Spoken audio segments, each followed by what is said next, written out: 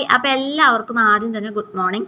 അപ്പോൾ ഇന്ന് രാവിലെ തന്നെ അമ്മ അടയ്ക്ക പൊളിക്കാനായിട്ട് ഇരുന്നു കേട്ടോ. അപ്പോൾ അമ്മ അടയ്ക്കൊക്കെ പൊളിച്ച് കഴിഞ്ഞിട്ട് അപ്പോൾ അതിൻ്റെ അടയ്ക്കയുടെ തൊണ്ടൊക്കെ അവിടെ കിടക്കണ്ടായിരുന്നു. അപ്പം ഞാൻ അതൊക്കെ വാരിയ ചാക്കിൻ്റെ അടിയിലൊക്കെ കിടക്കണ്ടായിരുന്നു കേട്ടോ. അപ്പോൾ ആ ചാക്കിൻ്റെ അടിയിൽ നിന്നൊക്കെ വാരി എടുത്തിട്ട് അത് മാറ്റി വെച്ച് അവിടെയൊക്കെ അടിച്ചു വാരി വൃത്തിയാക്കിയിട്ട് അത് കഴിഞ്ഞപ്പോൾ നമുക്ക് ചേമ്പിൻ്റെ തണ്ട് അത് കറി വെക്കാമെന്ന് വിചാരിച്ചിട്ട് ചേമ്പിൻ്റെ തണ്ട് മുറിക്കാനായിട്ട് പോണതാണ് ആ കാണുന്നത്.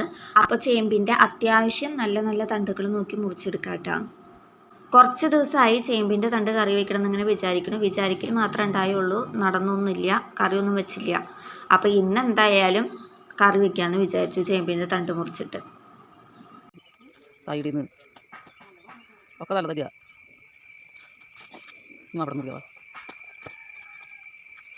അപ്പോൾ അവിടെ നിന്ന് ചേമ്പിൻ്റെ തണ്ട് മുറിച്ച് കഴിഞ്ഞിട്ട് ചേമ്പിൻ്റെ തണ്ട് അത് അമ്മ ജാതിക്കായ കാണിക്കുന്നത് കേട്ടോ. അതിൻ്റെ ഇടയ്ക്ക് അമ്മ ജാതിക്കായ ഒരെണ്ണം നിലത്തവിടെ വീണടക്കണ്ടായിരുന്നു വരുന്ന വഴിക്ക്. അപ്പോൾ അത് എടുത്ത് പൊക്കി കാണിക്കണതാണ്. അപ്പോൾ അവിടെ ചേമ്പിൻ്റെ തണ്ട് അധികമൊന്നും ഉണ്ടായിരുന്നില്ല, നമുക്കൊരു 4-5 കിട്ടിയുള്ളൂ. അത് പോരല്ലോ, ഇതിലല്ലേ തികയുള്ളൂ. നമുക്ക് രാത്രിയിലത്തേക്കും കൂടിയാണ് ഉണ്ടാക്കി വെക്കാൻ പോണത്. അപ്പോൾ രാത്രിയിലേക്കും കൂടി എടുക്കണമെന്നുണ്ടെങ്കിൽ കുറച്ചധികം വേണമല്ലോ. അപ്പോൾ അവിടെ നിന്ന് അത്ര കിട്ടിയുള്ളൂ. അപ്പോൾ നമ്മൾ ഇന്നലെ കൊപ്പമരം വെട്ടിയില്ല. അപ്പോൾ ആ കൊപ്പമരം നിന്ന സ്ഥലത്ത് ചേമ്പിൻ്റെ കട ഒരെണ്ണം നിൽക്കണ്ടായിരുന്നു. അപ്പോൾ അവിടെ നിന്ന് പൊട്ടിക്കാൻ നോക്കിയപ്പോൾ അവിടെ നിന്ന് ആകെ ഒരു തണ്ടേ കിട്ടിയുള്ളൂ. അപ്പോൾ റോട്ടിൽ നമ്മുടെ മതിലിൻ്റെ അപ്പുറത്തായിട്ട് ഗേറ്റിൻ്റെ അപ്പുറത്തൊക്കെ ആയിട്ട് മതിലിൻ്റെ അരുത്തായിട്ട് നട്ടിട്ടുണ്ടായിരുന്നു. ചെമ്പരത്തി ഉണ്ടായി നിൽക്കുന്നുണ്ട് നമ്മുടെ വീട്ടിൽ നിറയെ. അപ്പോൾ അത് നിങ്ങൾക്ക് കാണിച്ചു തരുന്നതാട്ടോ. അപ്പോൾ അത് ആയോ എന്ന് നോക്കാനായിട്ട് പോയതാണ്. അപ്പോൾ അതായിട്ടില്ല, അത് കുഞ്ഞിതാണ്, വളർന്നു വരുന്നേ ഉള്ളൂ. അപ്പോൾ അത് മതി എന്ന് പറഞ്ഞിട്ട് അത് കൊണ്ടുപോന്ന് അതരിഞ്ഞു കഴിഞ്ഞപ്പോൾ പഴം ഇരിക്കുന്നത് ചീത്തയായി തുടങ്ങിയിട്ടുണ്ടായിരുന്നു. കുറച്ചൊക്കെ കഴിച്ചു, അപ്പോൾ കുറച്ചൊക്കെ ചീത്തയായി തുടങ്ങിയിട്ടുണ്ടായിരുന്നു. അപ്പോൾ നല്ലത് അതുമെന്ന് എടുത്തിട്ട് ബാക്കിയുള്ളത് കൊണ്ട് കളയാമെന്ന് വിചാരിച്ചു. ഇത്രയും കിട്ടിയിട്ട് ആ ഒരു പാത്രത്തിന് നിറച്ച് കിട്ടി നമുക്ക് നല്ലത്, ബാക്കി കൊണ്ട് കളഞ്ഞിട്ടാണ്. അപ്പോൾ അത് കഴിഞ്ഞ് നമ്മൾ ചേമ്പിൻ്റെ തണ്ട് കറി വെക്കാനായിട്ട് വെള്ളത്തിലിട്ട് ഒന്ന് നന്നായിട്ട് കഴുകിയിട്ട് അത് പിഴിഞ്ഞ് കളഞ്ഞു കേട്ടോ. കഴുകി അതിൻ്റെ ഉള്ളിലുള്ള വെള്ളം പിഴിഞ്ഞ് കളഞ്ഞിട്ടാണ് കറി വെക്കാൻ പോണത്. അപ്പോൾ അതിന് വേണ്ടിയിട്ട് പതിവ് പോലെ തന്നെ പറയേണ്ട ആവശ്യമില്ലല്ലോ, അടുപ്പ് കത്തിച്ച് അതിലേക്ക് വെളിച്ചെണ്ണ ഒഴിച്ച് ചൂടാവണം കേട്ടോ. ഒന്ന് തിളച്ച് വന്നു കഴിഞ്ഞപ്പോൾ അപ്പം തന്നെ ഇടാൻ പാടില്ല. വെളിച്ചെണ്ണ ഒഴിച്ച് അപ്പം തന്നെ ഇട്ട് കഴിഞ്ഞാൽ ഉള്ളി മൂക്കാൻ കുറച്ച് സമയം പിടിക്കും.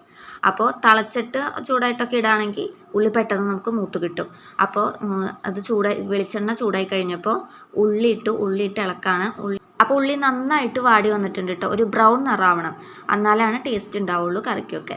അപ്പോൾ ഉള്ളി മൂത്ത് കഴിഞ്ഞപ്പോൾ അതിലേക്ക് ഒരു തുണ്ട് മഞ്ഞൾപ്പൊടി ഇട്ടു. മഞ്ഞൾപ്പൊടി കൂടാൻ പാടില്ല. മഞ്ഞൾപ്പൊടി കൂടിക്കഴിഞ്ഞാൽ മഞ്ഞൾപ്പൊടിയുടെ കുത്തുണ്ടാവും, ചൊകയുണ്ടാവും കഴിക്കുമ്പോൾ. മഞ്ഞൾപ്പൊടിയുടെ ചൊകയായിരിക്കും മുന്നിട്ട് നിൽക്കുക. അപ്പോൾ മഞ്ഞൾപ്പൊടി ഇട്ട് നന്നായിട്ട് മൂക്കണം കേട്ടോ. മഞ്ഞൾപ്പൊടി ഇട്ട് മൂത്ത് കഴിഞ്ഞിട്ട് മുളക് പൊടി ഇട്ടു. മുളക് പൊടി നന്നായിട്ട് മൂത്ത് വന്നപ്പോൾ അതിലേക്ക് അരിഞ്ഞു വെച്ചേക്കണ ചേമ്പിൻ്റെ തണ്ടും കുറച്ച് ഉപ്പും കൂടി, കുറച്ചല്ല ആവശ്യത്തിന് ഉപ്പും കൂടി ഇട്ടിട്ട് നന്നായിട്ട് ഇളക്കാം. അപ്പോൾ അതൊക്കെ നന്നായി ഇളക്കി യോജിപ്പിച്ച് കഴിഞ്ഞിട്ട് ഒരു തുണ്ട് പുളി പിഴിഞ്ഞ് ഒഴിച്ച് കൊടുത്തു. പുളി കൂടാൻ പാടില്ല, കാരണം നമ്മൾ ചാറോടെ അല്ലല്ലോ വെക്കണം. ചാറോടെ വെക്കണമെന്നുണ്ടെങ്കിൽ പുളി കുറച്ച് കൂടിയാലും കുഴപ്പമില്ല, അതാണ് അതിൻ്റെ ടേസ്റ്റ്. പക്ഷെ നമ്മൾ ചാറോടെ അല്ല, ഉപ്പേരി പോലെ ഇങ്ങനെ വറ്റിച്ചെടുക്കുകയാണ് ചെയ്യുന്നത്. അപ്പോൾ അതൊക്കെ കഴിഞ്ഞ് പുളിയൊക്കെ പിഴിഞ്ഞൊഴിച്ച് അതിൽ വെള്ളം ഉണ്ടായിരുന്നു കേട്ടോ. അപ്പോൾ ആ വെള്ളമൊക്കെ വറ്റി കഴിഞ്ഞു, ഒന്ന് കുറുതായി കഴിഞ്ഞു, ഒന്ന് പാകത്തിനായി വന്നു കഴിഞ്ഞപ്പോൾ അത് മാറ്റി രാവിലെ കുളി കഴിഞ്ഞിട്ട് ഇപ്പോഴാണ് കേട്ടോ തലയിൽ കെട്ടഴിക്കുന്നത്. അത് കഴിഞ്ഞ് അപ്പൻ കടയിൽ പോയി സാമ്പാർ കൂട്ട് വാങ്ങിക്കൊണ്ടു. കഴിഞ്ഞ പ്രാവശ്യം കിട്ടിയതിനേക്കാളും കുറച്ച് കൂടുതൽ കഷ്ണങ്ങൾ, അതായത് പയറും വെണ്ടക്കായും ഒക്കെ കുറച്ച് കൂടുതൽ ഇപ്രാവശ്യം കിട്ടിയതായിട്ട് എനിക്ക് തോന്നിയിട്ടാ. കഴിഞ്ഞ പ്രാവശ്യത്തെക്കാളും ഇപ്രാവശ്യം കുറച്ച് കൂടുതലായിട്ട് എനിക്ക് തോന്നി. അപ്പോൾ അതൊക്കെ സഞ്ചിയിൽ നിന്ന് എടുത്ത് പുറത്തിട്ടിട്ട് അതൊക്കെ എടുത്ത് ഫ്രിഡ്ജിൻ്റെ ഉള്ളിൽ ഓരോന്നായിട്ട് കയറ്റി വെക്കാം കേട്ടോ. ആദ്യം ഫ്രിഡ്ജ് ഓണാക്കി ഇട്ടിട്ടാണ് കേട്ടോ ഞാൻ കയറ്റി വെച്ചുകൊണ്ടിരുന്നായിരുന്നത്. അപ്പോൾ അമ്മയും അപ്പനും പറഞ്ഞു ഫ്രിഡ്ജ് ഓണാക്കണ്ട, ഓഫാക്കി ഇട്ടിട്ട് അതിൻ്റെ ഉള്ളിൽ കയറ്റി വെക്കാൻ പറഞ്ഞിട്ട് ഞാൻ ഓഫാക്കി ഇട്ടേക്കായിരുന്നു. അപ്പോൾ കഷ്ണങ്ങളൊക്കെ ഫ്രിഡ്ജിൻ്റെ ഉള്ളിൽ കയറ്റി വെച്ച് കഴിഞ്ഞപ്പോൾ അത് ഓണാക്കാനായിട്ട് പോയതാട്ടാ. അതൊക്കെ കഴിഞ്ഞ് അവിടെ ഒന്ന് അടിച്ചു വരാമെന്ന് വിചാരിച്ചിട്ട് അവിടെയൊക്കെ ഒന്ന് അടിച്ചു വാരി വൃത്തിയാക്കിയിട്ടു. പിന്നെ രാത്രിയായപ്പോൾ ആ ചേമ്പിൻ തണ്ടിൻ്റെ കറി മാത്രമല്ലേ ഉണ്ടായുള്ളൂ. അപ്പോൾ ചമ്മന്തി ഉണ്ടാക്കാമെന്ന് വിചാരിച്ചു കേട്ടോ. കറണ്ട് അടുപ്പുമ്പോഴാണ് വെക്കണത്. വിറകടുപ്പുമ്പോൾ വെച്ചാലോ എന്ന് അമ്മ പറഞ്ഞു.